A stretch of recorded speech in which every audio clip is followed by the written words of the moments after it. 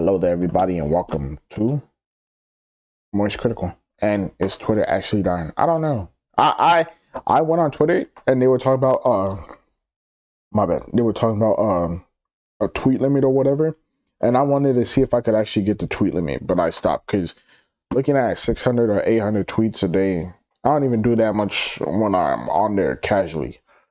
Yeah. No need for dilly-dally, you already know what we're here to talk about. Twitter is the gift that just keeps on giving, like a birthday party clown that never runs out of ribbon to pull out of his thumb, and it makes me continue to burp and clap while smiling. It's a beautiful disaster, a blunder that never ends. It reminds me of like that cheese rolling competition that happens every year in the UK, where they throw a cheese wheel down like a really steep hill, and people just throw themselves down the hill, hurting themselves the whole way, tumbling, chasing after that cheese wheel. That's Twitter, constantly hurting itself in pursuit of that cheese. And in this case, it's the big cheese, the biggest cheese, money. Twitter is a platform that just burns money forever. And with Elon Musk at the helm now, it is desperate to start turning some kind of profit, or at least mitigate the losses as best as possible. Because obviously you don't want to own a business that just keeps taking spaghetti out of your bank account here forever and burning it. So they've been coming up with all kinds of different plans in order to try and make Twitter generate some level of money.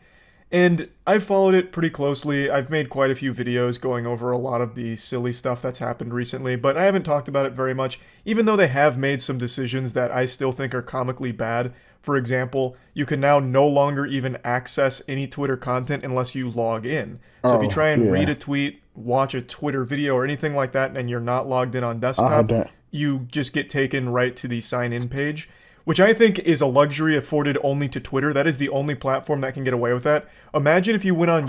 Actually, Facebook low-key does that, because I can't check nothing on Facebook without logging in or having an account. So I think Facebook also does that. YouTube, and it wouldn't allow you to watch any videos until you signed in. It'd kill the platform. But Twitter is more addicting than heroin, and the people that are hooked on the product perpetually need their fix.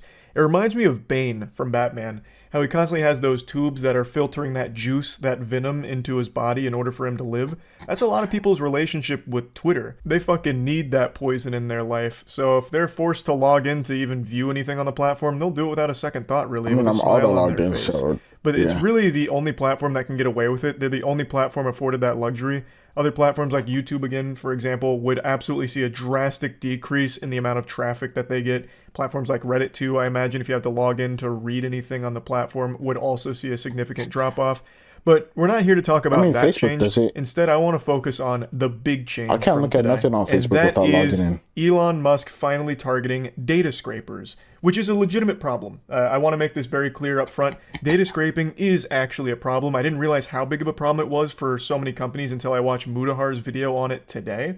And data scraping is extremely expensive, and there is so many people exploiting a lot of like API and just in general a lot of shady shit going on with data scraping, that it is something that does require a solution. But this is Elon Musk's solution, and it's basically just kill the host as well as the parasite. So he's imposing a limitation on all accounts. So he says, to address extreme levels of data scraping and system manipulation, we've applied the following temporary limits. Verified accounts are limited to reading 6,000 posts a day, unverified accounts up to 600 posts per day, and new unverified accounts to 300 posts per day. Now, to be clear, this just means if you see this many posts. It's not about how many times you post. If you post something, it counts as 1 on your daily Twitter allowance. But if you scroll... That's what I thought at first. I was like, who's going to post 600 times in a day? That's a lot. Past a post, that still counts. So anything you scroll by, anything at all on Twitter counts as posts. So if you scroll through like 10 comments, that's 10 of your 300 posts for the day if you're a new unverified account. Really? So people have been speedrunning to see how long it takes to reach this limit. And right now I believe this is the world record, 2 minutes and 33 seconds. But keep in mind, this any percent route here is about 2 minutes worth of time loss to setting up the account itself. So the speedrun goes from actual nothing, you don't have an account, to then going through the captchas, going through the codes, the emails, and all of that. And it's about 2 minutes to set up your account, and then the other 33 seconds is spent scrolling. And then this is what you get at the very end of your journey here. Rate limit exceeded. That's funny. And most people get this within the first couple of minutes if it's a new unverified account. Now, for older unverified accounts, it goes up to 600 per day. So double that. You basically get like about 10 minutes. At being very generous, you'd get about 10 minutes worth of scrolling for your unverified account before you get the rate limit exceeded. I think I Now, have if you more have than like that the then. Twitter Blue Boy Scout badge, I don't got that though. 6,000 posts per day is probably what a normal person will be fine with. I don't think many people, aside from like actual hard addicts and power users of Twitter, are going to scroll past 6,000 posts per day. Yeah, So that 6,000 is one crazy. probably isn't going to give any Twitter Blue enthusiasts a big problem. But the other two basically restrict everyone's access to the site to only a handful of minutes. He does say that this is just like a temporary thing, so I seen that he made it like 800 a few hours after that post. Band-aid for the data scraping problem. Not sure exactly how long they're going to engage in this social experiment of self-destruction, but he is saying up front that it is temporary. So I guess this is just going to be a matter of waiting to see how long it continues for. Now, this is good and bad because I've been very vocal about how awful I think Twitter is as a platform for the mental health of everyone that uses it. So anything that gets people off the platform for an extended period of time, I think is a good thing. It gets them doing other things that aren't just brain rot on Twitter. But, of course, as a platform, it does provide real value to a lot of people as well. So for a lot of like businesses or artists or anything like that that rely on Twitter in order for marketing or in order to get their content out, it's very rough because so many people are going to hit their rate and not see what you're posting, or you won't see what they're posting if it's something that you actively check in on. And of course, Twitter is invaluable when it comes to like real world important events. Like a lot of times that news breaks on Twitter and people follow it there. But a lot of with the basketball new stuff breaks Twitter on there. allowance here for what you're allowed to see a day, you'd have a very hard time keeping up with a developing story, especially like, let's say it's in your area, so it'd be like really important to you. If you hit your Twitter allowance, you know, you exceed your rate, you now get cut off from that information. So there is like an actual problem here with this system. It's a bit deeper than just go touch grass now, loser. This is a good thing. You're free. You can go touch grass. There is like an actual underlying issue with this whole format. So it is a big issue overall, and you can see why this would kill the platform. If you can only use it for, 10 minutes per day, it's not exactly going to be something that stands the test of time. It becomes less of a social media platform and more of like a mobile game daily quest that you do in a couple of minutes and then you're done for the day, which is exactly what Mudahar said in his video, and he's right on the nose with it. That's 100% correct. The number one thing that online companies are salivating over is how to keep you on their platform. It's the reason YouTube has such a robust recommended algorithm. It's constantly feeding you videos it thinks you want to watch, because if it's things you want to watch, you stay on the platform for a longer period of time. All of these companies are fighting for your time. They want to keep you there as long as possible. With this new Twitter policy, they're now driving you away from the platform as quickly as possible. So they're trying to target data scraping to solve that problem, but they're giving themselves a new problem, which is nobody's going to be able to use the service anymore. You are driving users off of the platform in a matter of minutes for the vast majority of your user base. They can't spend time on your platform even if they wanted to, because you are limiting the amount of time they can spend there drastically. Again, unverified accounts can't spend very long on the platform at all, a handful of minutes per day. So they're going to go to competing services. So it should be pretty obvious why Twitter would likely be buried if this becomes their permanent solution to the data scraping problem. It won't be a site that's able to exist anymore because it won't have a user base left, because they literally would not be able to use the platform because they'll hit. This is far and away the most dangerous thing we've ever attempted. Be a motorcycle, jump off a cliff. Their rates so quickly. It's what's been happening all day to so many accounts. And Elon Musk recognized that as well. He must have seen that so many people were instantly exceeding their rate and being cut off from the service. So he increased it to 8K, 800, and 400. That 400 makes pretty much no difference. That is negligible. That'll give you an extra 5 seconds worth of scrolling. So that's, who gives a shit?